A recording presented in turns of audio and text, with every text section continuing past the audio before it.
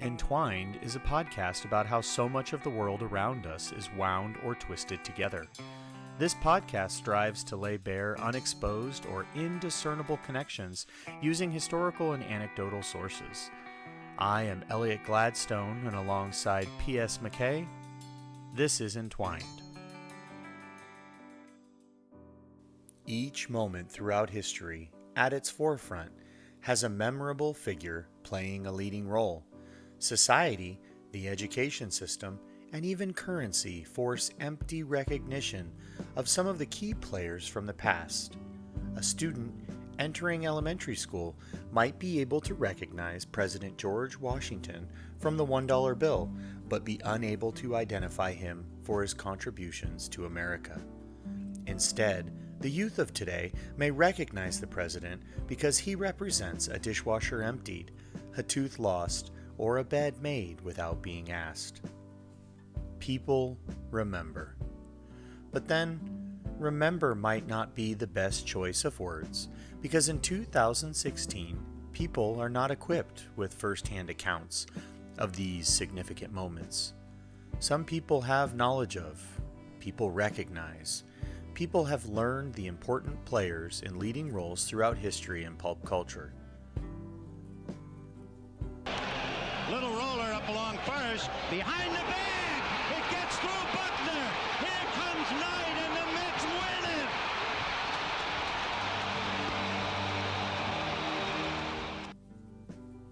Everybody remembers Bill Buckner letting that ground ball roll through his legs in Game 6 of the 1986 World Series. But how many know a man by the name of Mookie Wilson was the one who put the ball in play? How many remember a rookie by the name of Kevin Mitchell who would be the first to score on that play? Or that another by the name of Ray Knight would score the winning run? The very same Ray Knight would go and hit the home run that gave the Mets the lead in Game 7. These leading men ended up a part of the supporting cast because for anyone not a fan of the Boston Red Sox or the New York Mets in 1986, will likely only remember the moment which has been played and replayed so many times throughout the years. That ball rolling between Buckner's legs at the edge of the foul line, just behind first base. This is a classic sports example, but the test holds true for pretty much anything. Sometimes, the people playing the supporting cast are just as interesting as those leading the charge into our memories. One such figure is a man by the name of Charles Rebozo. Charles was born in 1912 and grew up in Tampa, Florida, the son of Cuban immigrants. Rebozo was part of a large family even by the standards of the 19th century and was the youngest of 9 children. Having 8 brothers and sisters played a significant role in his childhood, including how he received his famous nickname, Bebe. As a father of 4 kids myself, I can really appreciate the following story. One of his older brothers was struggling to master the English language, which was to be expected being a part of a family who recently immigrated not speaking a word of English. The sibling was not able to properly pronounce the word baby, and as a result, when Charles was born, he was repeatedly called Bebe by his brother, and the nickname ended up being permanent and would follow him for the rest of his life. Charles Bebe Rebozo played the leading role in his own life, demonstrating the desire to be successful at a young age. He worked jobs when he was as young as 10 years old, and before the Great Depression, even put down money on a plot of land before he entered high school. Bebe secured an education, and after graduation became one of the first 10 stewards of the Pan American Airlines. Pan Am would be one of the first American airlines to use stewards to serve meals while in flight. Bebe held a lot of jobs over the years, but his main focus was banking and real estate. Bebe was a Democrat for most of his early life and continued his investments in real estate with the hopes that there would be a post-war land boom. During World War II, he actually worked for the U.S. government and Pan Am together as a navigator for the Army and was part of several flights over the Atlantic. Bebe didn't make flying across the Atlantic his permanent job and eventually branched out into other occupations, which included his focus in real estate and a self-service laundry company which grew into a Florida chain. Rebozo had a knack for investing and always seemed to be making the right decision with his money. Making sound investments tends to draw the interest and inquiry of others, which helped slingshot his next big venture when he founded the Key Biscayne Bank of Florida. Bebe was a big deal in Key Biscayne and drew a lot of attention from local residents. Despite his elevated social status, Bebe was still relegated to the supporting cast because of a significant close personal relationship he had. But more on that later. Rebozo traveled thousands of miles flying back and forth across the Atlantic in a Pan Am Clipper and managed to generate a lot of wealth over the years. Another plane, which actually looked a lot like the Clipper, but on a much larger scale, and was designed to fly over 700 troops, or a load of 60-plus tons across the Atlantic, was the H-4 Hercules. The H-4 was constructed primarily of wood due to wartime restrictions on other building materials, such as steel and other metals. The massive 300,000-pound plane had a wingspan of 320 feet, which would be equal to about 3.5 trips to where Buckner was standing near first base at Shea Stadium, or the distance from home to first in any other ballpark across America. The Spruce Goose earned its nickname because it was constructed of wood, but in an interesting moniker debacle, it actually featured mostly birch, which was clearly not the same as spruce. The birch goose doesn't quite have the same ring to it, I guess. Those of you unfamiliar with the aircraft may be surprised to know the massive craft was built by a man by the name of Howard Hughes. It was designed to fly across the Atlantic, and in its complete history made just one single flight, a 1-mile-long journey about 70 feet above the water off the coast of Long Beach, California. And here is the newsreel from that event. As the enormous craft approaches her 95-mile-an-hour takeoff speed, the pilot lifts her onto the step and holds her there as she races through the choppy sea. And with the final drive of her engines, 200 tons are airborne, 5 months ahead of time. 70 feet off the water, she stays for a mile. $23 million worth of airplane has answered a lot of committee questions. It can fly.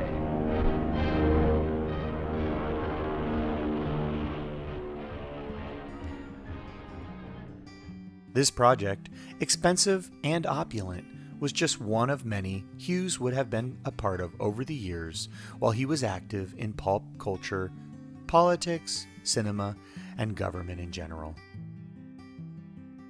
Howard Hughes was an interesting figure and ended up playing the leading role as well as a significant member of the supporting cast. Hughes was born in Texas on Christmas Eve in 1905. It's funny, even Hughes' birthday isn't without controversy because according to several publications, he was actually born 3 months earlier. Baptismal records reflect his date of birth was September 24, 2005, which has created speculation about the discrepancy. Does any of this even matter? Not really. But Hughes was such an interesting man that one can't help but enjoy the discussion. Hughes was born, maybe on Christmas, into a wealthy family and was their sole heir to a successful tool company, the Howard Tool Company. His father invented a special drill bit which helped oil tycoons get previously unreachable oil reserves. The Howard Tool Company became even more lucrative when Hughes Sr. decided to lease the equipment rather than selling it, which was something not often offered in the early 1900s. Being the heir to a substantial fortune, Howard Hughes had tremendous sums of money at his disposal. He began to test the waters in the film industry, and at the same time he developed a passion for flying. It was in the 1930s when he founded his own aircraft company, which he aptly named the Howard Air Company. Howard Hughes loved to fly, and it didn't matter what type of craft or how safe it was. Hughes has even been credited for inventing retractable landing gear. Hughes set several airspeed records, including a flight he made in the H-1 Racer, which was a plane he designed and flew at a maximum speed of 352 miles per hour. Hughes was best buds with the U.S. government, as well as was commissioned by the U.S. Air Force to build 100 F-11 reconnaissance planes. This was not the first or last time Howard Hughes worked with the government, and for financial reasons, the Air Force contract was canceled before the prototype was finished. That didn't matter to Hughes. Hughes continued to work on the prototype, and eventually he took it out for a test flight in 1946. Hughes was a confident man, and he wanted to test the craft himself, which was a trip that ended in disaster. The Universal Newsreel from 1946 lays out the scene pretty well. Howard Hughes, famous flyer and sportsman, was dragged out of this wreckage of an experimental plane he was testing. He was seriously injured. After ripping the corner from two homes in Beverly Hills, California, the plane finally plunged into this house. The force of the impact virtually wrecked the building and caused the plane to catch fire. The flyer said that the accident was due to motor failure shortly after his takeoff. He failed to make a crash landing on a golf course. Dennis O'Keefe, film actor, inspects damage done the home of Lieutenant Colonel Myers, chief interpreter at the Nuremberg war trials. America's aviation trailblazers willingly pay the price in man's conquest of the air.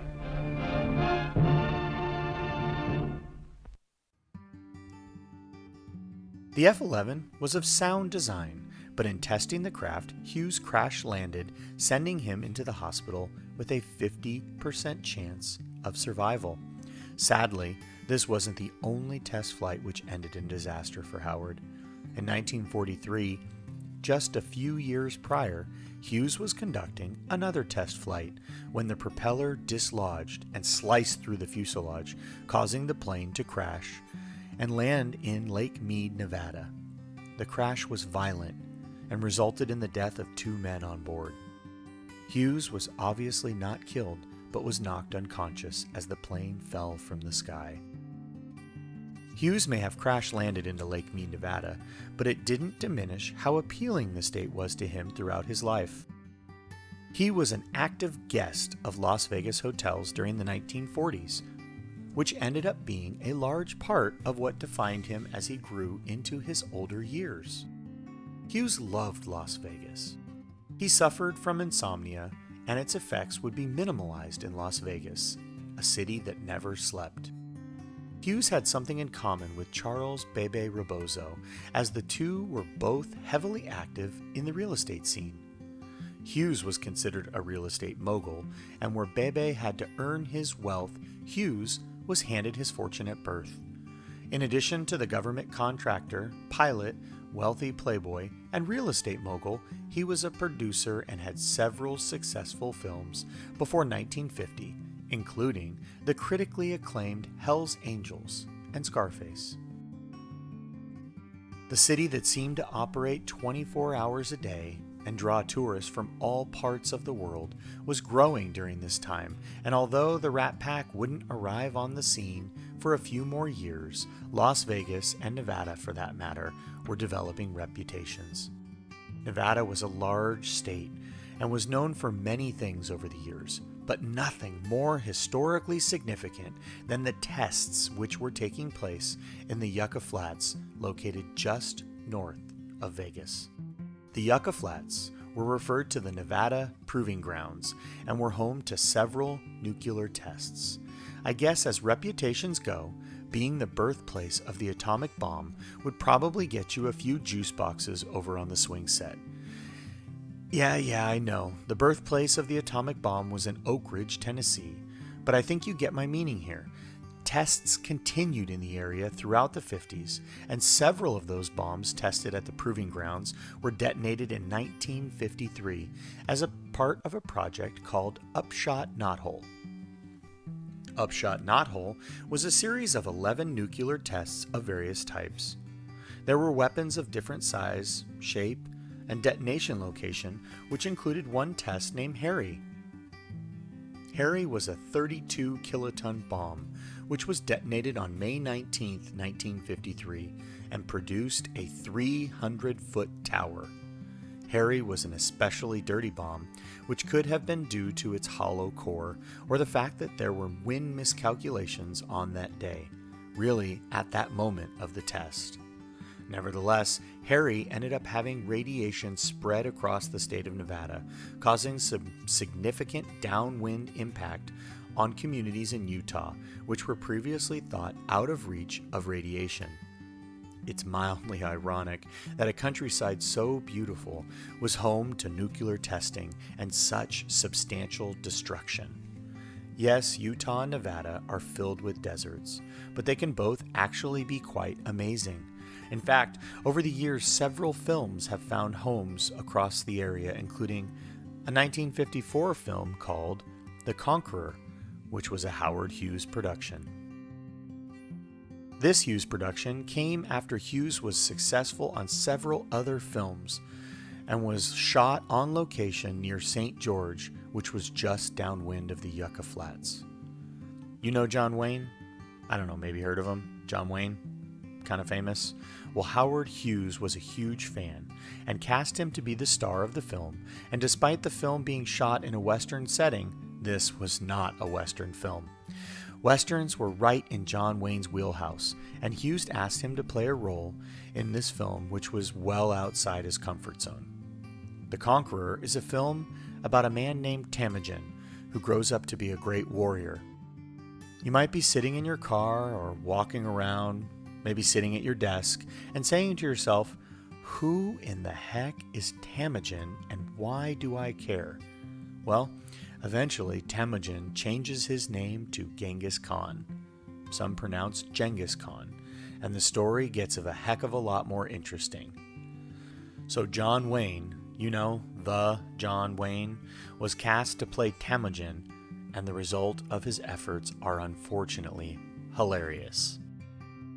This movie is tremendously bad, and this big American Western actor, John Wayne, tries to speak with an Asian accent, but by the end of the film completely abandons it for his patented drawl. Here is just a tiny sample from the film to give you an idea of how potentially inaccurate Wayne's accent was. Tempting. Tempting but unwise, my brother. Listen to me. There are moments for wisdom, Jamuga, then I listen to you. And there are moments for action, then I listen to my blood. I feel this Tartar woman is for me. My blood says take her.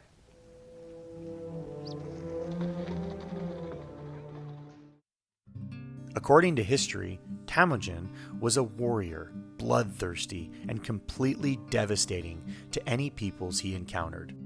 This movie doesn't even get a fraction of the way to an accurate portrayal of the man, the time, and what the Great Khan was capable of. Hughes knew the film was a flop. It was so bad that after its release, Hughes responded in kind by spending millions to purchase every copy of the film to ensure it would never be seen again. In fact, this was the second to last film Howard Hughes produced in his life, and the springboard for his increased political involvement. A few years after the release of this film, a struggling restaurateur was in danger of filing for bankruptcy and defaulting on his grocery business. The family business was started as a coffee shop, expanded into grocery, and eventually into a drive-in in Southern California. The business was called Nixon's Drive-In, and in 1956, you could head on in and get a Nixon burger with cheese for 20 cents. The owner of this burger spot was Donald Nixon, and the businesses all carried his namesake. Donald was struggling, and the fact that his businesses were failing began to impact the presidential campaign of his brother, Richard Nixon. The 50s and 60s were known for a lot of things, but the concept of the drive-in was not only a fixture of the decades, but extremely popular throughout the state of California. Hey, raise your hand if you've seen American Graffiti. So, Dick Nixon's brother was out in California trying to make a go of it and was running into hard times. And to the campaign, it appears that Brother Donald was having an impact on how people plan to vote in the next election. So, to fix things, Donald ends up the recipient of a $205,000 cash loan or gift from none other than Howard Hughes. The goal was to keep the struggling businesses from crashing and help take some of the pressure off Richard as he attempted to secure the Republican nomination.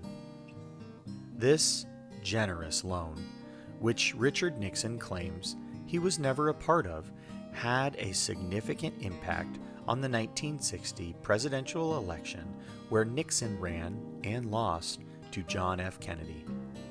Kennedy had a man by the name of Larry O'Brien working on his campaign, and this man was extremely good at what he did. O'Brien was the reason the world was aware of the Hughes loan to Donald Nixon. Donald thought that his receipt of such a loan could have been the actual reason Nixon lost to Kennedy, but his brother Richard felt the impact was only felt in California, where the Nixon burger was located. Yes, California has about 1 billion electoral votes. Okay, it just seems that way.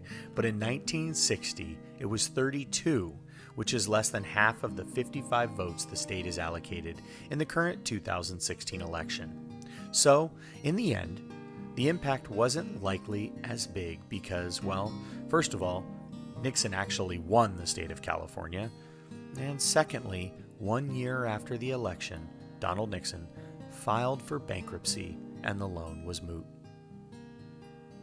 Howard Hughes was still a rich man and found himself loaning funds to candidates in both parties to help influence elections, litigations, and impact the direction of lobbyists.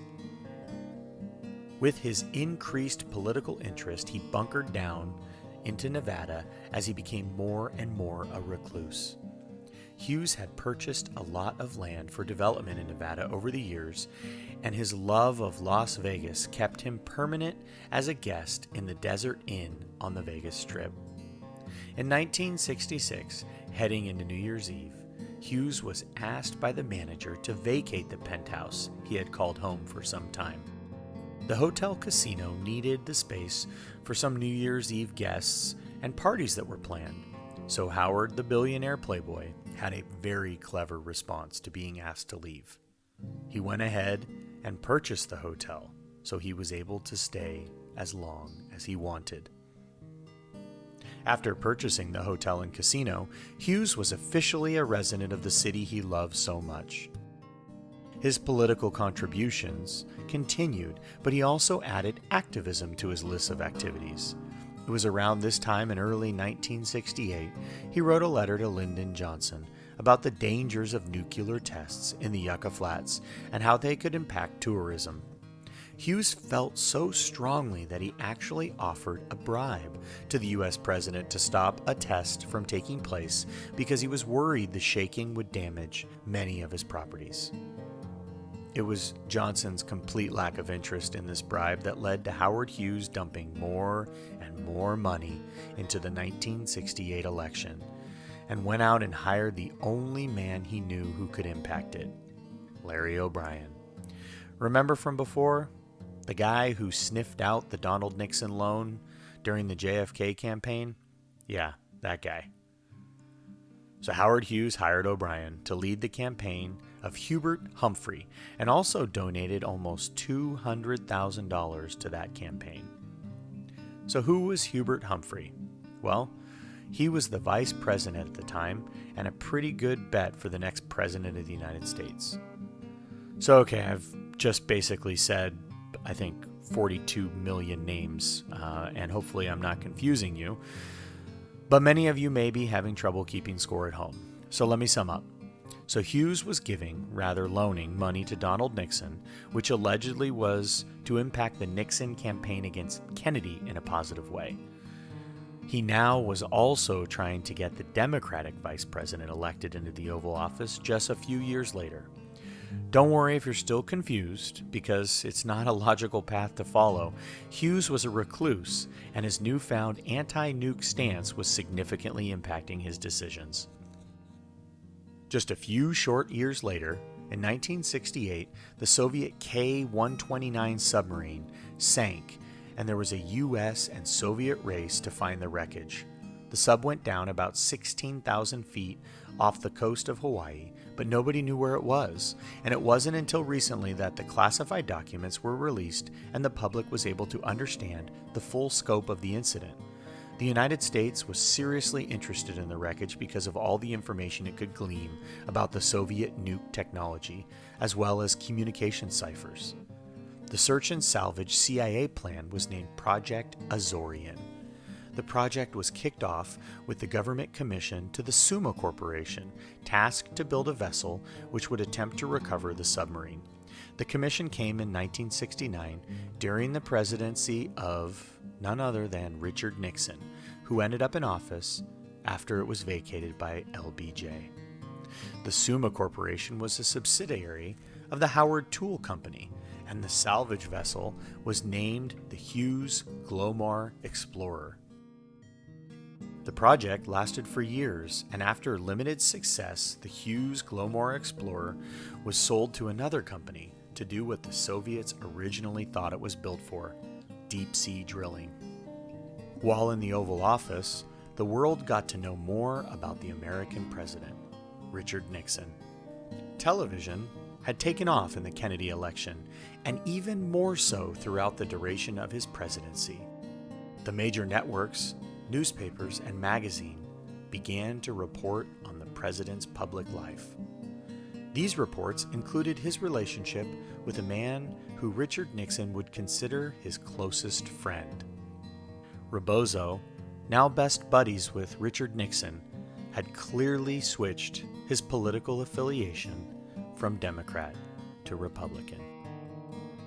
Rebozo would begin to show up at White House events and was often photographed standing next to President Nixon. Nixon was famous for recording conversations and wiretaps which included private Oval Office conversations. There were a lot of tapes in the archive, but if you look, you can find Bebe's voice on several of them. Rebozo and Nixon were best buds, which was evidenced by the fact that Rebozo had a house directly next door to the Winter White House, which was located in Key Biscayne, Florida. These guys had a much different personal life than our current presidents are allowed to experience. There are reports of Bebe working the grill and Nixon mixing margaritas. True friends. Imagine the last private conversation you had with a close friend. Think about what you discussed, how it sounded, how it felt. Now imagine what you would be feeling if that conversation was recorded and the entire world was able to hear it. Well, for Nixon and Rebozo, that was a reality. Most people think it'll sink the Russian summit, but I don't think so. But if it does, what the hell? I don't think it will. I think they're going to want it all the more. Well, I don't know. You didn't say a thing about China. I tell you, it was just a magnificent thing. I've never had such a reaction on anything. Never. My phone was ringing off the hook. When people don't normally call, they might express themselves later. But it was just a phenomenal thing, and the reaction is just... The call's all male. I told Bob... Apollon? I told Bob Haldeman last night. One woman called, and I didn't know whether she was drunk or just emotional, crying. And I don't know who she was. I didn't want to ask her. And how she got my home number, I don't know. Probably got it off of the wall of some toilet. And she said that she had been trying to get a telegram sent up there that she thought you were so great. And this is about, 10 minutes after the speech. Good. She was all excited and just, I said, well, just call Western Union. She said, well, I can't. I said, you keep calling them. They got a lot of lines and there's just a lot of calls. You keep calling. Good. But no, this tops them all. There's no question. No question. How was the reaction to, say, the little people in your bank, the little secretaries and the rest? Do they understand it? I haven't had one, not one. I can tell, maybe they wouldn't say anything, but you can tell by their reaction. But I was back coffee break, early, 10 o'clock, and several of them volunteered right then. That really the people want a strong president. This Eastern press and these left-wingers, they are ended, and I'll tell you, people are very emotional about it. That's great. Good. Well, keep the faith. All right, sir. Don't do anything I don't. Except when I'm not looking. Okay. I'm not going to restrict myself that much. Okay. All right. It was well known that Nixon recorded personal and official conversations, but at the time, there was still a lot of speculation and conspiracy surrounding Charles Rebozo during the Nixon presidency. All of this speculation stems from a single event. Charles Bebe Rebozo received a $100,000 loan from none other than Howard Hughes. Seriously, Hughes again. He loaned, or possibly gave, a serious sum of money to a person who was connected to Richard Nixon. Rebozo was given $100,000 in cash, and although it was not known at the time, it was suspected that the loan was to funnel additional funds to Richard Nixon and his campaign. Time would end up telling us that portions of the cash were tracked back to purchases Nixon made for his winter White House, which included the purchase of a pool table. Nixon was worried about this donation in part because of the damage the loan did to his brother and he in 1960, and partly because he was a paranoid individual. A few years after the Rebozo loan, the Watergate Hotel was broken into by the plumbers, and chaos ensued. As you probably know by now, 7 persons were indicted today for trying to cover up the Watergate scandals. Tonight, we'll try to examine the importance of those indictments. The accused included all 4 of President Nixon's former top advisors, the 4 men who at one time were closest to Mr. Nixon and held the positions of highest trust. All 7 of the men indicted today were charged with conspiracy. Some of the charges also included perjury, lying under oath, and obstruction of justice. Overshadowing what happens to those 7 men is the more important question: what does today's development mean for Richard Nixon? For the President of the United States, is the worst now over or only beginning? This is a CBS News special report. We could spend more time listening to Dan Rather go into detail about the break-in, but the Watergate facts are well known, and in the end led to the resignation of President Richard Nixon in 1974. Okay, side note, 2 seconds, and super interesting fact. While Nixon was aboard Air Force One en route to California, the Vice President Gerald Ford was sworn in, and the plane's designation was changed from Air Force One to SAM 27000, indicating that no president was on board. Okay, one more fun fact. Gerald Ford was the first person appointed to the role of vice president following the resignation of Spiro Agnew less than a year before. Watergate has been written about and discussed since it happened, but I found a few interesting facts which have relevance to the story. You may remember Larry O'Brien. Remember? He worked for JFK and was then hired by Howard Hughes to run the campaign of Humphrey. Well, that man was actually the target of the break-in at the Watergate Hotel. O'Brien was the Democratic National Committee chairman at the time and a super interesting guy. He was a previous Postmaster General. Seriously, Postmaster General. And even more intriguing than that, he was the commissioner of the National Basketball Association, otherwise known as the NBA. O'Brien felt Nixon may have been there looking for information which would impact the campaign for re-election and discredit Richard Nixon as a candidate. What could Nixon be looking for? O'Brien was good at his job, and as a result, he was involved in many campaigns, and more importantly, he was at one point on the Howard Hughes payroll. Nixon was also connected to Howard Hughes in a similar way, when Howard Hughes loaned, or again, gave, over $200,000 to Donald Nixon, with the plan to help get Nixon elected. And then again, Hughes loaned Nixon's good old buddy Bebe some walking around money. Many think Nixon was worried about what O'Brien knew as a result of working for Howard Hughes at one point and decided to take action. Hughes, who was trying to generate some anti-nuke compassion, seemed to have his paws in multiple politicians to help influence government towards his point of view. But why? Why was anti-nuke legislation so important to Howard Hughes? The Howard Hughes flop, The Conqueror, was a film shot near his beloved Las Vegas, where just upwind from the filming of the movie Project Upshot Knothole detonated bomb after bomb, including the extremely dirty bomb named Harry. The movie setting was beautiful. It was also contaminated heavily with radiation from Harry. In fact, John Wayne himself showed friends and family movement of the Geiger counter while he was shooting, as the cast marveled at the sight. After filming, the studio ordered reshoots, and the Howard Hughes production had continued and had radioactive dirt moved from the filming site to the studio to ensure authenticity of the reshoots. In 1980, over 90 of the 220 cast members who had been working on the film had been diagnosed or died of cancer. This included the film's leading role, John Wayne, who passed away from cancer in 1979.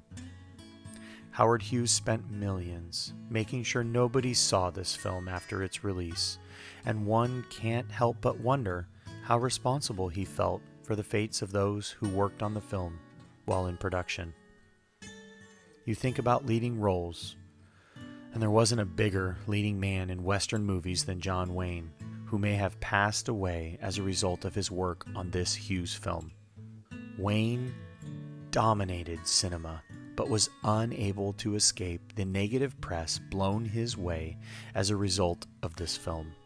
It is easy to see figures with historical significance as static, but if you pick and dig, it is amazing how dynamic that even a real estate investor on Key Biscayne can be. Sometimes you find yourself the target of the story, the lead, and sometimes you end up being just part of something larger. It is in those moments, the ones making up most of our days and nights, that you find even small contributions can have a devastating impact.